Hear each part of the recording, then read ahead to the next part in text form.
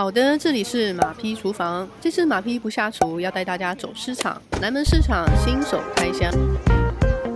历经4年改建的新南门市场最近已经开幕咯，刚好在年节前夕，如果是要采买年货，或者是想要购买各项食材，又或者是只是好奇说南门市场里面到底是什么样的一个状况的朋友呢，就是非常适合这支影片的马匹特别为你而制的。南门市场靠近中正纪念堂2号出口出来就是咯。本次的一个新手开箱呢，主要分为3个环节、3个主题去进行，分别是第一部分的糕团边，也就是糕点啊、面食类；第二部分是熟食；第3部分是南北货、辣味以及酱料篇；最后是海鲜肉类。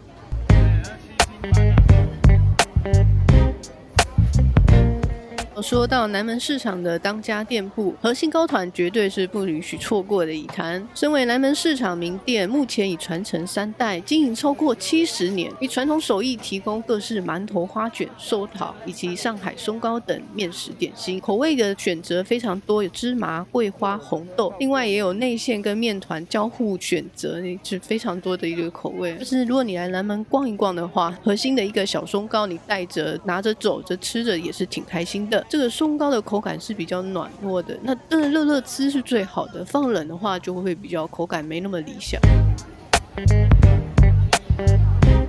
258点心坊呢，就是原南门市场的徐家面点，那这里面同样也提供各式的面食，那你可以看到包括是松糕啊、年糕啊、馒头、包子，这已经是一个定番了。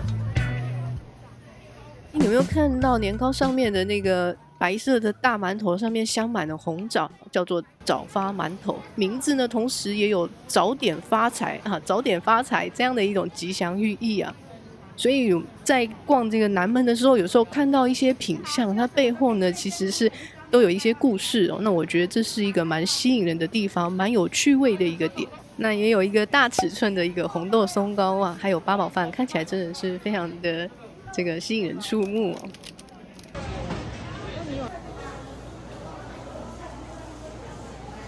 香菇啊，你要哪一种？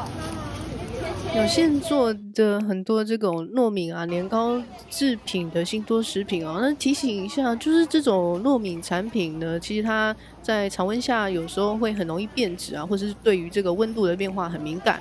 所以如果有购买的朋友呢，一定要小心的注意它的保存接下来我们就要进入了熟食区。首先第一间这个君问山的部分，哇，可以看到这个年节前夕，这个大家纷纷都来采买这年菜啊。熟菜的部分堆的是山糕啊，你可以看到各式的这种卤牛肉啊、卤那个牛筋啊，就是堆得满满的，非常的好看啊。丽家的粽子，我想真的是不用太多介绍啊。端午有空的话再来，这个它算是端午才是他们的一个主场。那不只是方便很多长辈购买啊，那我觉得说现在这个都市生活大家都蛮繁忙的，那特别是这种年菜的准备啊，非常的繁琐。这个时候呢，就偷偷的取个巧，亮眼的一个印象的话，南门市场里面的这些食材的话，可以买回去，这都是一个大馆子的一个风味。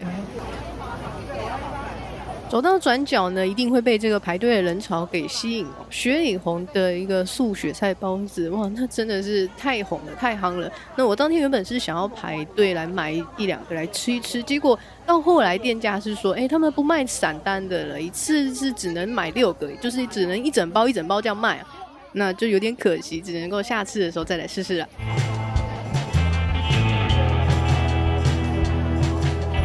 不只是有现场展件的这个烧鸡啊、鸭啊跟这个猪肉那同时也有已经处理好的直接用真空包还有标价的食材，那你可以直接就很清楚的看到那个价格。也就是说有时候说因为市场内的熟食啊大部分都是用称重的，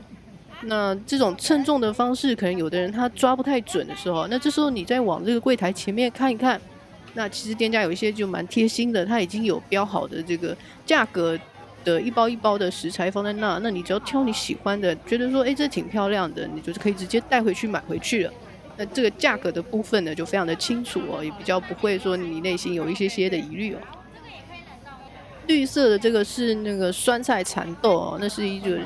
非常佐饭的一个小菜。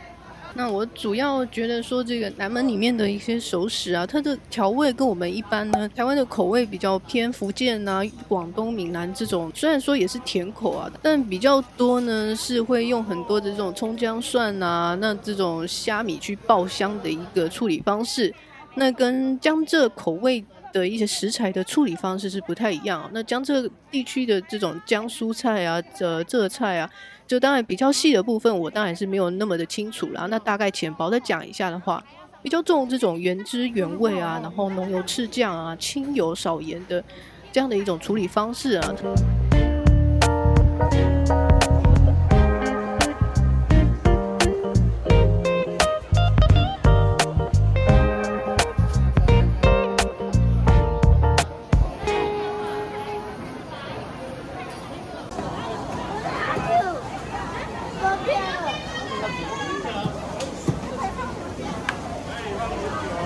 同样也是人气名店的异香斋，与丽家粽呢是系出同源哦。那在异香斋的部分呢，有各式的一个熟菜啊，荤素菜色齐全，冬笋烤麸、雪菜百叶。东坡肉也是店家的一个招牌菜色哦，就一包一包绿色放在柜台上面的是葱菜，有点瓦萨比气味的一个小食。冰糖酱鸭的制作非常费功夫哦，要先煮，然后再炸，然后再卤，特别这种小火不断煨进去入味的一个过程，非常的耗时间啊。心太软据传是以前宫廷的一个甜点哦，用红枣然后再夹入糯米，一个甜滋滋的一个滋味是非常的特别。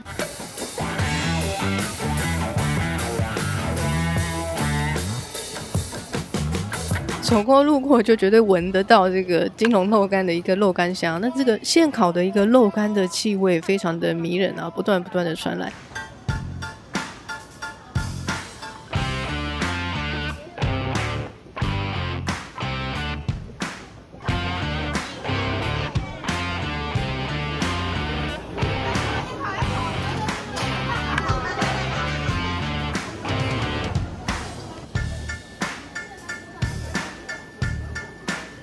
这种原汤原食啊，也就是说它这个汤底的部分其实非常的重要。那怎么样去熬一个色泽干净但是味道醇厚的一个高汤，这个山珍海味就为了吊一个金黄沉静的汤头。大成年糕，这样一包这样多少？这样一包100块，这个是比较重，这个150，这都软的新鲜的。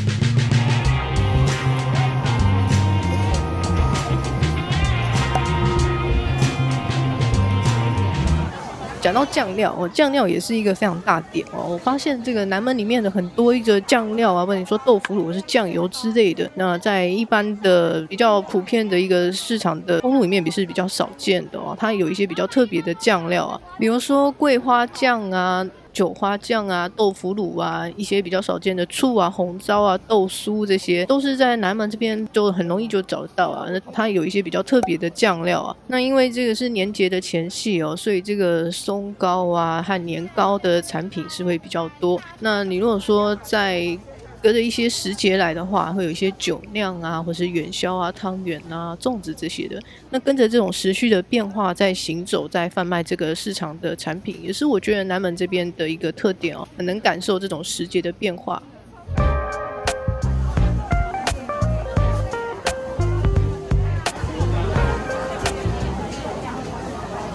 万有泉啊，那师承上海万有泉。那上海万有泉呢，是在1851年的时候，上海黄浦区16铺专门的制作和贩卖火腿、腌腊和各式南北货。万有泉除了招牌的金华火腿啊、家乡肉啊，那也有腊肉、湖南腊肠、蜜汁火腿、富贵双方。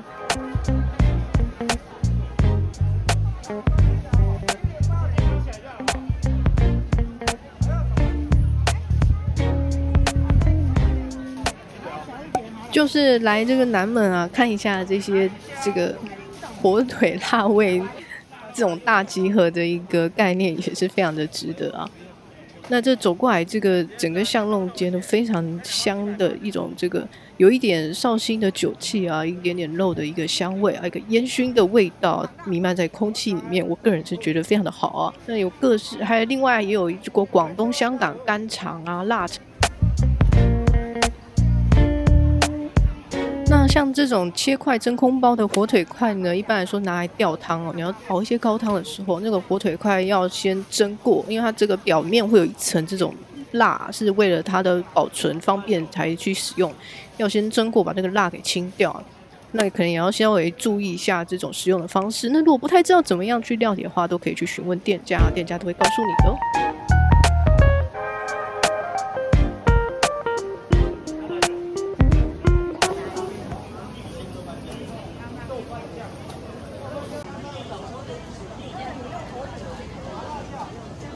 上海火腿食品同样也是贩卖辣味啊、南北货的一个招牌店。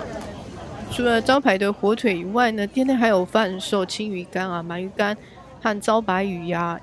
之前对南门市场的一个印象，就是那个空中会悬挂着非常大的整只的那个金华大火腿。那这一次的新开市场呢，我找了一下，就火腿原来躲在这个墙边啊，是不知道什么缘故呢，被摆在了一边啊，觉得就是当年他那个放在空中的那样一种霸气感觉来的比较强烈。这就是青鱼干啊，为了方便保存呢，也会把海鲜制品呢把它做成烟熏的一个状态。港式凤球呢是用广式腊肠肉，然后再配上咸蛋黄制作而成的。那料理的方式呢，就是用蒸的一个方式。青花椒、大红袍，这个辣椒的种类非常的多。我看这个干辣椒真的是要缺辣椒，不知道哪边买的话就到南门来买。那各种的一个干货，我觉得这是非常的壮观。来买都没有加钱。盒子要收50块啊。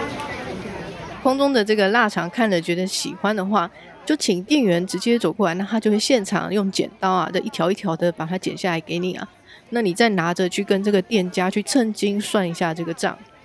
那你就可以带回家了。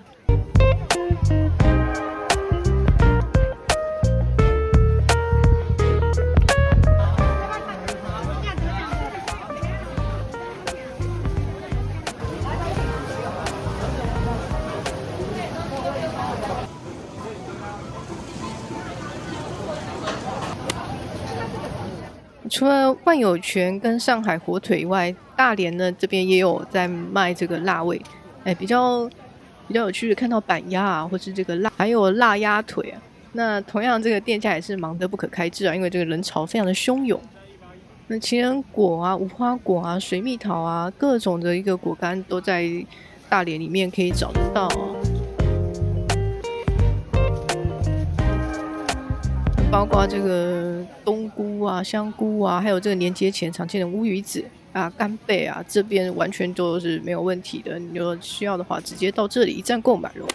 主要1楼的部分呢，就是糕点啊、熟食啊和南北货酱料的一个区域。那你走到这个地下1楼，主要是归类在生鲜类，但是你一走进来就看到说，怎么有人在排队？还有拿号码牌，原来是南门鱼丸店。他讲到南门鱼丸店的话，这个现场手工制作的蛋饺，那这只是完全是招牌，名闻遐迩啊。那如果你走在这边的时候呢，现场来看一下，那反正你也是要排队，不如就看一下师傅在制作这个手工的蛋饺。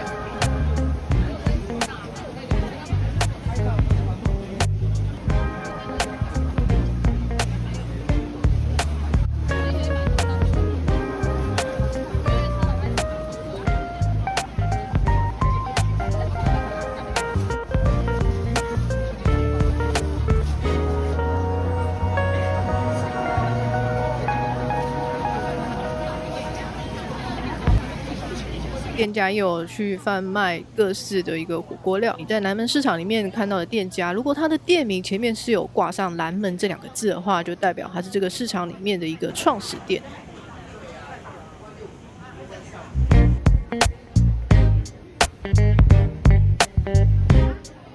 接下来就是一些海鲜渔产啊，包括这个各式的鲜虾、鱼类啊、高汤啊，那你都可以在这个底下里面去扫货。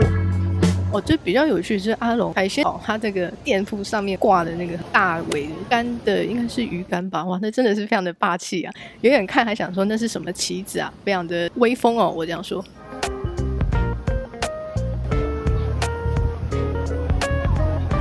外呢，市场里面也有一大区的鸡鸭牛的一个屠宰啊，它是整理的非常整洁啊，不会有一些太干扰人的因素哦。你2楼的部分呢，就是美食区啊，但人实在是太多了，就是你进那美食区用餐还要排队啊。那我会觉得说，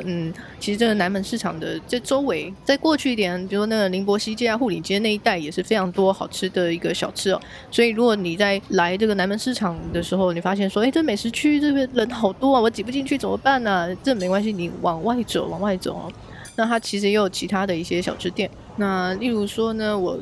这样是去，我就去这个往外走不到5分钟吧，宁波西街上的这个江浙四海包子店。江浙四海它的这个排骨蛋炒饭，那它的小笼包、炒年糕啊，我觉得都挺不错的。那有兴趣的朋友也可以试试看哦。还有它那个雪菜包子，比较清爽的一个调味啊，一点点的一个虾米的香气，还有一个冬粉啊。这个宁波西街的路上同样也有这个康记的雪菜包，康记的雪菜包子它一个个头不太大。这样一个17块钱哦，但非常的清爽哦。重点是它这个颜色内馅的这个成色非常的碧绿翠绿哦，觉得挺适合这个春天这样的一种春意盎然的生机盎然的这样的一个感觉哦。那推荐一下这些小餐点。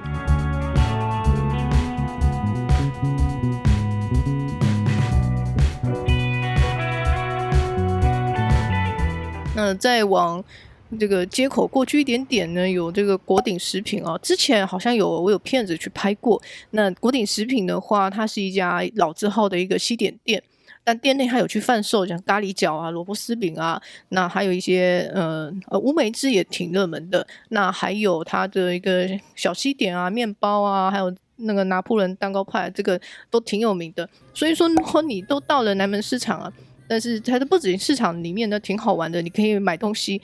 那市场上面的美食街太多人挤不进去没关系，那你看我这个介绍的话，我过了5分钟，在宁波西街那一大区呢都有一些小店，那有一些这种小食物，我介绍一些分量比较小的食物呢，是方便你这样边走边吃，那同样你也可以吃比较多嘛。后期制作不知道赶不赶得上在春节前面呢去发行这部片，但是我还是就是说我们这个制作是随缘分，那看到的话也是非常开心的。马匹厨房主要就是马匹呢一个随手拍在厨房里面料理的一个过程，以及马匹非常喜欢走访各大市场，特别是喜欢收集一些奇怪的食材啊，或者是一些比较少见的食材。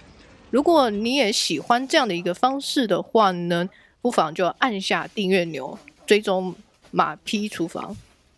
讲起来真的有点羞耻不过好像每个人尾巴都要来这么一段啊。本期影片到这里差不多，如果你也喜欢的话，麻烦订阅马匹厨房。之后也想要细部的去开箱南门里面独卖的一些专有的酱料跟食材，与其说是料理，我觉得比较像是一种冒险跟探访的过程哦，因为它里面有蛮多的味道跟食材的组合呢，我觉得蛮特别的部分。欢迎你加入跟马匹一起探索这些新味道的旅程。希望你会喜欢本期的一个节目，也可以在底下留言跟我讨论说，你在南门都买些什么，或者是说其实可能还有蛮多有一些遗珠之憾马匹没有推荐到的话，我想应该也是有的。那欢迎跟我留言讨论哦，祝你有个美好的一天。